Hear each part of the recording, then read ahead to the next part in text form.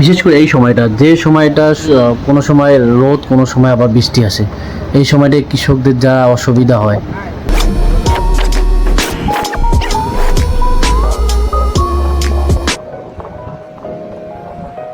দেখেন সবাই মিলে কাজ করতেছে, কত সুন্দর পরিবেশ, গ্রামের পরিবেশ। যারা যারা গ্রাম দেখেনি, অনেকে আবার গ্রাম দেখেনি, এই দেখেন ধান শুকাচ্ছে, আবার কোথাও ভুট্টা শুকাচ্ছে, এই যে ভুট্টা শুকাচ্ছে এইখানে। কত পরিবেশ সুন্দর না? সেই জায়গাটা কিন্তু অনেক সুন্দর।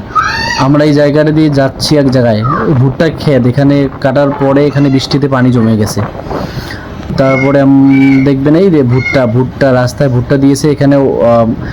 অনেক সময় আমরা যারা বাইক দিয়ে বা গাড়ি দিয়ে যাতায়াত করি রাস্তা দিয়ে, তাদের অসুবিধা হয়, না হওয়ার কথা না, তাদের অসুবিধা হয়, কিন্তু উপায় নেই।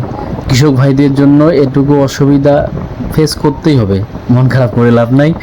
দেখেন কত সুন্দর পরিবেশ, গ্রামের কত সুন্দর পরিবেশ, সবাই একসঙ্গে কাজ করতেছে, কত সুন্দর নদী না?